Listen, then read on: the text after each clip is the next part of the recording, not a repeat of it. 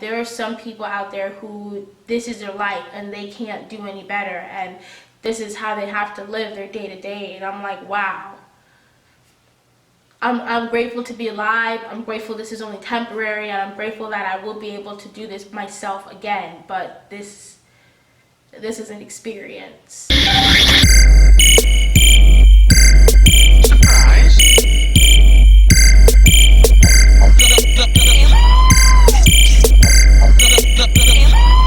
Hi guys, welcome back to my channel, The Beauty Shaman. I'm Shemaine, and today on my channel I am going to bring you guys a story time. Now, I didn't really think I'll ever be doing a story time on my channel, only because I'm like, hey, my life's not that exciting, I don't really have anything I really want to talk about, like a story time type thing. But then I got to thinking, and in my last video, as I kept rewatching it, I noticed I touched my scar. So I'm just like, hey, maybe I can give them the story time of how I almost died. Because it wasn't just a simple dog attack. I could have died with these dogs. So let's begin. Story time. I was attacked by pit bulls. We are in the year 2010, so that is 6 years ago, or it will be 6 years ago on August 13th. And I was turning 18. So I was turning 18 this year, 2010. I had graduated high school that June. I was about to start college in the following week, I believe. Yeah, it was like the following week or the week after. It was my birthday. So I said, okay, you know what? I'm turning 18. I think it's time for me to get a tattoo. So I did a lot of research within the 24 hours that I thought of this idea before my birthday, and I came up with the tattoo. I picked the phrase free will, and I decided I wanted to get it on my side, and I got it on my right side. You can see that. So that was the tattoo I wanted to go ahead and get on my birthday. I took this first tattoo like a champ. It didn't even hurt that bad. It was more so annoying, like dealing with the constant like zzz of the needle. But yeah, I digress. So I got my tattoo, we had a good night, whatever. The next day, oh, I didn't, even though I was 18, I was still living with my grandmother at the time, and I don't know, she didn't really approve of tattoos. I mean, if I had gotten it and really just showed her, I'm pretty sure it would have been a big deal, but I did not tell her. I didn't tell anybody I was getting a tattoo. I had drove down in my car. It was a 2006 Nissan Altima, sea green, 4-door. The car I had prior to that was a Toyota Camry 1994 forest green, I think. But then I had like engine issues, so it sounded like a motorcycle. It was really bad. So my dad was like, you know what, you're going to college now, I don't want you to have to drive that back and forth and have to worry about your car, so here, you can take my car and I'm gonna go ahead and buy a new one. So that was a car he had given to me. My dad had this thing where he would come and take the car that he had given me, the Nissan, and take it to his home and clean it every weekend. So I mean, that was great. I mean, a clean car every week. So it's Saturday, August 14th, the day after my birthday. So it was like 10 or so, 10, 11, sometime in the morning. So he calls me and he's upset about something. I don't know if something happened to the car, if there was like a mark or something he was trying to get out. I'm not really sure. He called me and he was kind of annoyed. So I was like, okay, I'm gonna come down. Now, at the time, I still had my first car. But my dad, I lived with my grandparents, and my dad literally lived like a block or a street, like 2 streets down. So I was like, okay, you know what, I'm just gonna walk. Then on that street that I'm on, to my left, there's a house that I knew had 2 pit bulls. Now, I knew that they had 2 pit bulls because I took the bus. My bus stop was like right in front of my dad's house. So I would walk by there every day. I actually knew the girl that lived there. She was, I think, a grade or 2 below me. So I'm walking. I remember as I was walking past the house, I looked at the house and I just saw the dogs. I just saw the dogs at the fence. I saw 2 big adult pit bulls. They were tan. I'm not sure if they were male or female. I didn't really look at that part. And I see the pit bulls just at the front of the gate. So I don't think anything of it. Okay, I see the gate, I see the pit bulls, whatever. The gate was closed to my view. I'm looking down, I wasn't on my phone or anything, and then I look up and I see one of the pit bulls about 10 feet in front of me to my left. So I stopped because, guys, at the time I was not really a fan of dogs of any type, any size, and I definitely didn't have a good experience with dogs growing up, especially big dogs. I was born in New York, and there just would be a lot of big scary dogs that would just bark at you like they were gonna eat you. So I just never really liked dogs like that, especially big ones. So here I am in this open road, one dog in front of me. So I just like literally stopped, and my first thing is thinking, okay, don't run, just don't run. You're gonna fuck yourself up if you run. So I said, okay, I'm not gonna run. So I'm just looking, and I go to walk as if I'm just gonna walk past the dog, and all of a sudden I feel something jump on my back. I'm kind of like stumble forward, and it was the other dog behind me. So it kind of seemed like they were tag teaming me, because one was in the front, because as soon as the other one jumped behind me and kind of made me stumble forward, the one that was in front of me came charging forward. So now I'm like, oh hell no. So I'm freaking out like, okay, fuck, these dogs are trying to get me. Like, they were growling, aggressively barking. Like, these dogs, first of all, they did not look like normal house pit bulls. You could tell these dogs were built up. These dogs were really stocky, but not in the fat way, in the kind of like we're built to fight kind of way. You know what, my dad's house is like 20 feet away. Maybe if I just like yell, they'll get away from me. Here's the house on my left that they came out of, and right next to their house, going, you know, up towards where my dad is, there's like an open lot. So there's an open lot, their house. On the other street, there is a house that's facing to the road out in front, and then there's a house that's facing to the road that I just came off of. So the only house kind of facing my direction is the house where the pit bulls were. Once these dogs attacked me, we were in the grass rolling around. Now my adrenaline's pumping because I'm scared as fuck. These dogs are growling and barking. It took me like a minute to realize that they were actually ripping my skin open, and once I realized that, I freaked out. I started screaming, I started yelling. Like, it felt like I was out there for hours. Like, legit, I have the scars, the ones on my arms. This is where the dog like had his, like, from this way, so this would be the dog's mouth and the dog's body's out that way. So the dog had his my arm like this, while the other dog was at my foot. Like, literally had my entire foot in its mouth, just shaking my leg.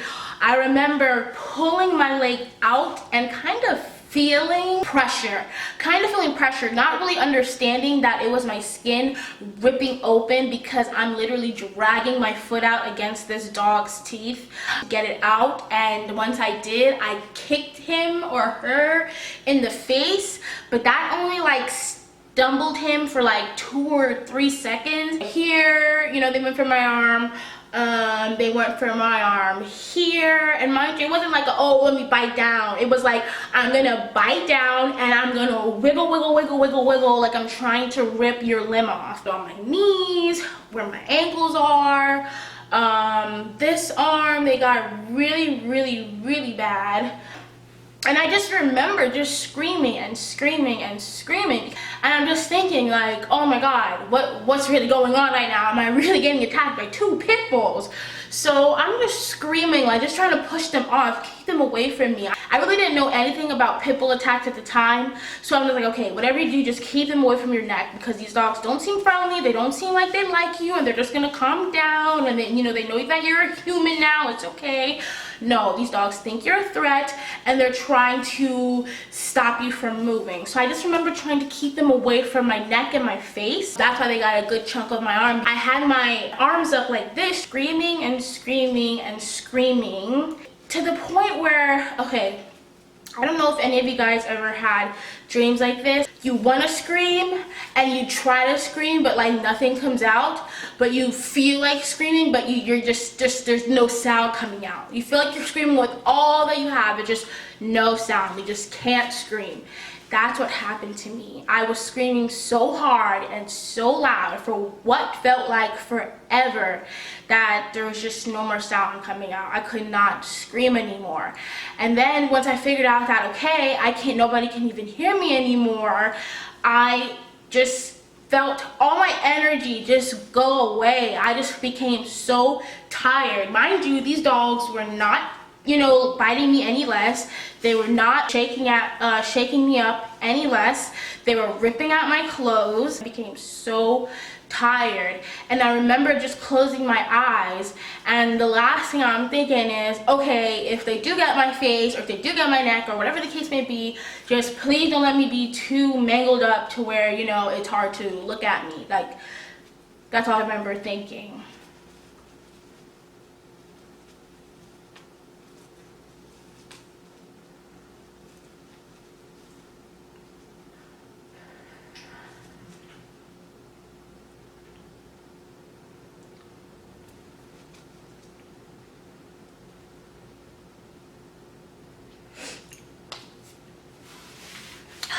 I didn't think I would cry still after all these years. But that's all I remember thinking, you know, I was just thinking of my grandmother, you know, and my dad.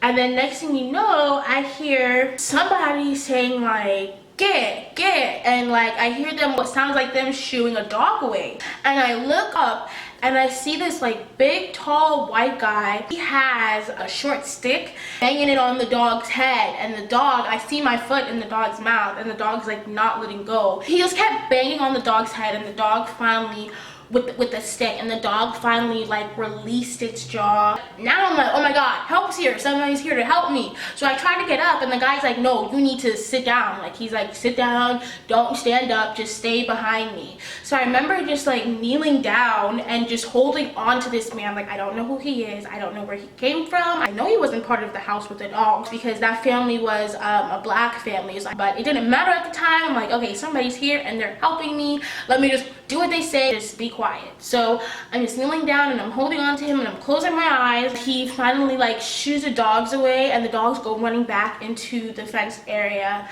and he tells me to lay down, and I lay down, and he calls the ambulance. Like, I remember closing my eyes, opening my eyes, and then I see the owners of the dogs, you know, kind of like walk out on their driveway, look at me, and then walk back, you know, into their home. And then I remember seeing my dad over me, and then the guys that saved me, his wife, I remember seeing them. My grandma, she ran down because she can't drive, about to have an asthma attack herself. I just remember just laying there thinking like, oh my gosh, did this just really happened? Like, I'm trying to look at my arms and I see there's like a lot of blood, and my clothes all were ripped up. It felt like another 5 minutes before the ambulance arrived. They put me on the stretcher. I'm in the ambulance, and then my dad comes in the ambulance, and I noticed that the paramedic is beginning to cut away at my shirt to, you know, see the extent of my wounds. So as soon as he started cutting up, I'm thinking, thank God I'm alive, but I just got a tattoo and I didn't tell anybody. So I'm trying to like hold my bleeding arm down like just a little bit. My tattoo's on my right side, and my dad's sitting on my left side in the ambulance, and I'm just trying to like keep my arm down so like he doesn't notice, you know, any tattoo. I'm hoping like, you know, the paramedic's not asking when I got the tattoo done the night before. We arrive at the hospital, and I finally come to, I'm like, okay, they changed me. My clothes were changed and I was in this nightgown, so I'm like, okay, I don't know who changed me. Hopefully they didn't notice my tattoo. Hopefully nobody talked about my tattoo. And I'm looking down. I have all these open wounds, and it just looked so gross. Open flesh with, it was just really, really gross. It looked like they were trying to take chunks of skin out of me. It was just disgusting. So it goes a little foggy once I'm in the hospital, in all honesty, because they gave me, I guess, pain medication, and all I remember is like going to sleep, waking up. I'm waking up to the doctor in this arm literally put his finger inside my arm. I saw his finger disappear inside my arm. Yeah. Told me immediately that I'm gonna have scarring because of the size and the depth of the scar, and just about how they have to put the stitches on and how long the stitches are going to heal and da da da da. That same day, come to find out, there was another pit bull attack on another girl, but like she had her like flesh ripped out to like some parts of the bone. Like her injuries were so severe that they had to fly her out. It was really hard to sleep, I think, for like maybe 2-3 nights, because every time I would close my eyes, all I would think about was those two dogs, and I would hear them barking, and I would see them running towards me, and it would just scare the shit out of me to the point where I didn't want to close my eyes. Another thing that was really irritating was the way the bandages were, and you know, the way where the scars were. It was just hard to bend down, you know, because the injuries on my knees. So I couldn't go to the bathroom without assistance because the toilet was so low. I couldn't take a shower without assistance, so my sister had to help me with like everything, and my grandmother had to help me with everything, to like walk and, you know, get me things and help me go to the bathroom. It was, there are some people out there who this is their life and they can't do any better, and this is how they have to live their day to day. And I'm like, wow. I'm grateful to be alive. I'm grateful this is only temporary, and I'm grateful that I will be able to do this myself again. But this is an experience. I was in a wheelchair for a little bit, and then I went on to crutches. What happened to the owner of the dogs? What happened to the dogs? So my dad immediately handled the lawyer process. I think that same day he had a lawyer. I'm not really sure. I think he was talking to somebody else and they referred him to another lawyer. Long story short, I never really pursued anything monetary wise for this dog attack, because when I was, you know, attempting to go ahead with it, I guess in Florida, the laws about having insurance on a dog, and if you don't, it's not really required. And it was pretty much saying like, you could sue them, pay money out of pocket to sue them, but they can't guarantee when or if you'll ever get the money that you're owed. I was just starting college. I had all these scars. I was just trying to get past the whole thing because it was just so traumatic for me that I'm just like, I just told my lawyer, you know what, forget it. Thank you for the work that you did, but I'm just thankful to be alive, and I'm thankful to see another day.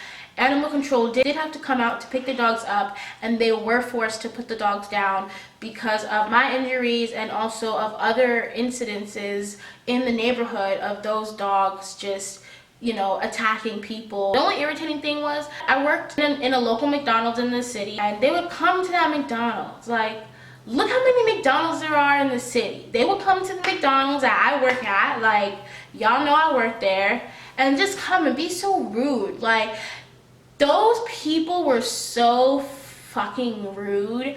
Like, your dogs attacked me. Your negligence of your fighting pit bulls, you letting them, you know, have the gate open so that they can run out on people, that was your negligence. Your dogs attacked me. So you want to look at me and be mad at me because they were forced to put them down? Like, I'm sorry. That was not, I'm not looking to pick a fight with some damn dogs. Like, you have aggressive type dogs that you know you need to keep this dog under control, and you didn't.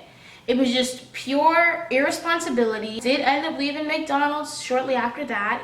You know, it was just like, you know what, I gotta just get up and go. I didn't get anything out of it, but a chance at life again. I vowed that I would never walk, you know, anywhere again. I'm not gonna get cosmetic surgery to fix this, because that would involve them having to cut it open again, reopen it, and close it back up, and I just don't want to go through all that. Well, that was my story. That's why I have these scars.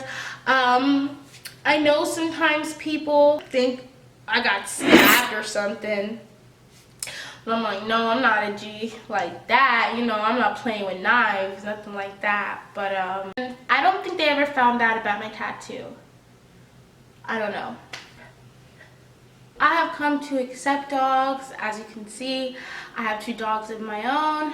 I just want someone to take from my story time. If you're a pit bull owner or an owner of, you know, an aggressive dog that could attack somebody, please take the proper precautions to make sure your dog is properly contained. Yeah. Thank you guys so much for watching, and I will see you all later.